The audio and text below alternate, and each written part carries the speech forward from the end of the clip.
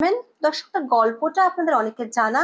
Doctor ইউনূসের ৫৯ সেকেন্ডের কলে আইসি জীবন ছেড়ে বাংলাদেশে চলে আসার গল্প, বাংলাদেশে এসে বিদেশি বিনিয়োগ আনার মিশনে ঝাঁপিয়ে পড়ার গল্প। কিন্তু সেই গল্পের পরবর্তী উপাখ্যান হলো একের পর এক শুধু চমকের ধাক্কা। এলএনজি আমদানির চুক্তির মাধ্যমে ট্রাম্পের মন জয় করার গল্প দিয়ে শুরু হয়েছিল সেই ধাক্কা।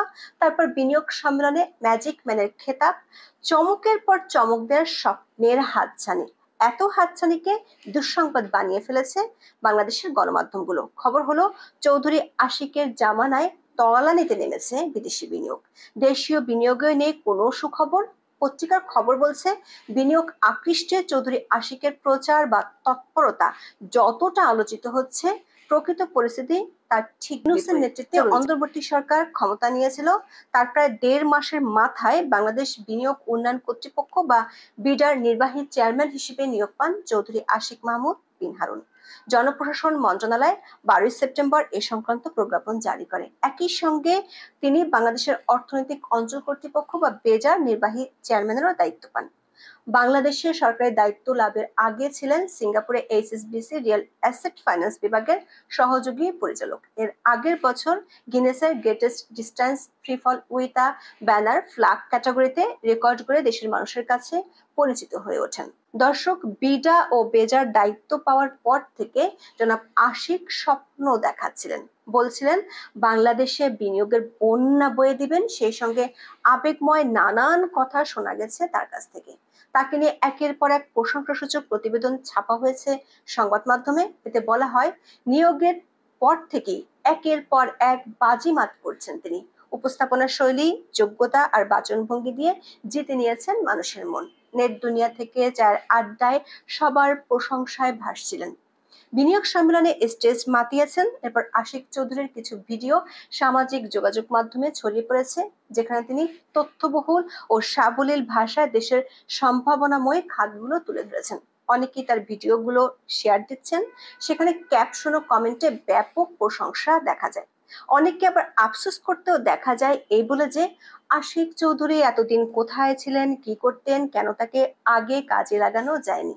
দর্শক, নিয়োগ পাওয়ার কিছুদিনের মধ্যে নিজের আয়েশি জীবন ছেড়ে আসার কথা জানিয়ে সাড়া ফেলে দিয়েছিলেন জনাব আশিক। ফেসবুকে এক পোস্টে তিনি জানান, ডক্টর ইউনূসের ৫৯ সেকেন্ডের একটি কল তার জীবনের গতিপথ বদলে দিয়েছে। তিনি লেখেন, সরকারি চাকরির আজকে ১ মাস হলো। সেপ্টেম্বরের মাঝামাঝি এক দুপুরে প্রফেসর ইউনূস হঠাৎ ফোন করে বললেন, আশিক, দেশের মানুষের সেবা করার সুযোগ পাওয়া গেছে, আসবা নাকি?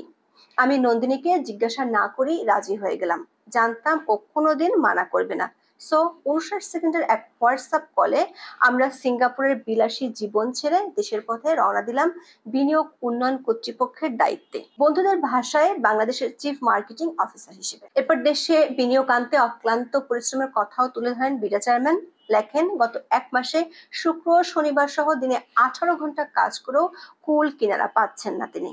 প্রায় ২৫০ সিও ব্যবসায়ীদের সঙ্গে কথা বলে বোঝার চেষ্টা করছিলেন তাদের সমস্যাগুলো কোথায় আর কি করে তার সমাধান করতে পারেন, নতুন ইনভেস্টমেন্ট কিভাবে আনতে পারেন। দর্শক, এরই মাঝে বছরে ৫০ লাখ টন এলএনজি আমদানি করতে আমেরিকান কোম্পানি আর্জেন্ট এলএনজির সঙ্গে চুক্তি করার তথ্য জানিয়ে হইচই ফেলে দেন বিডা চেয়ারম্যান। দাবি করা হয় ট্রাম্প ক্ষমতা আসার পর বাংলাদেশি প্রথম যুক্তরাষ্ট্রের কোনো কোম্পানির সঙ্গে এমন চুক্তি করেছে।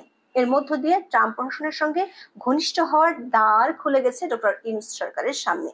তবে ২-১ দিনের মধ্যেই জানা যায় আর্জেন্ট এলএনজি একটি নাম সর্বস্ব প্রতিষ্ঠান। এমনকি এলএনজি রপ্তানির অবকাঠামোই তাদের নেই।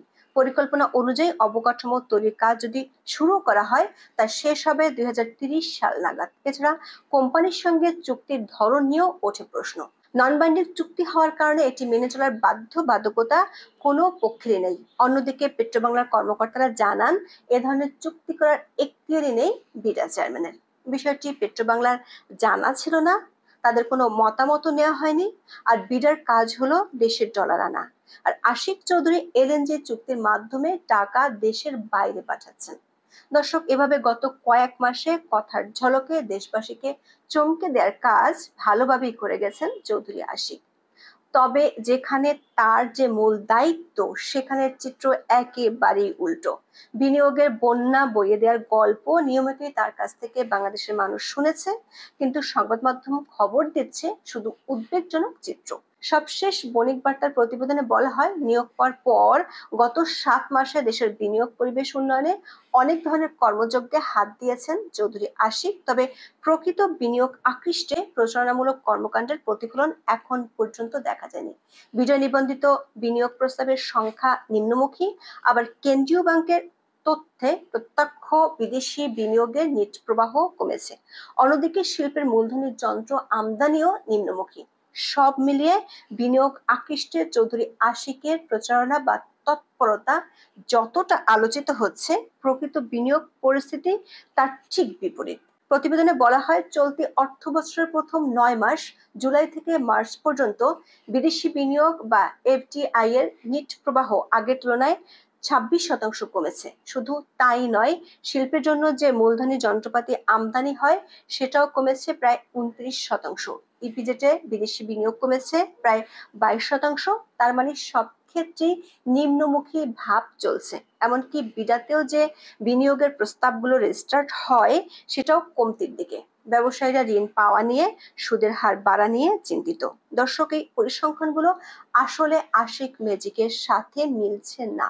বিষয়গুলো নিয়ে চৌধুরী আশিকের বক্তব্য জানতে চেয়ে বণিক বার্তা তার দুয়ারে বেশ কয়েকবার কড়া নেড়েছিল, কিন্তু বিধিবাম আশিক চৌধুরী হয়তো তার পরবর্তী প্রেজেন্টেশন তৈরির জন্য এতটাই ব্যস্ত যে গণমাধ্যমের ডাকে সাড়া দিতে পারছেন না। তবে সাফল্যের গান শোনাতে কখনোই পিছুপা হন না বিটার চেয়ারম্যান, কিংবা আকাশচুম্বী আশা দেখাতেও চট্টগ্রামে গত 8 মে এক অনুষ্ঠানে তিনি দাবি করেন, বিদেশে বহু বিনিয়োগকারী বাংলাদেশে আসার জন্য তৈরি হয়ে আছেন।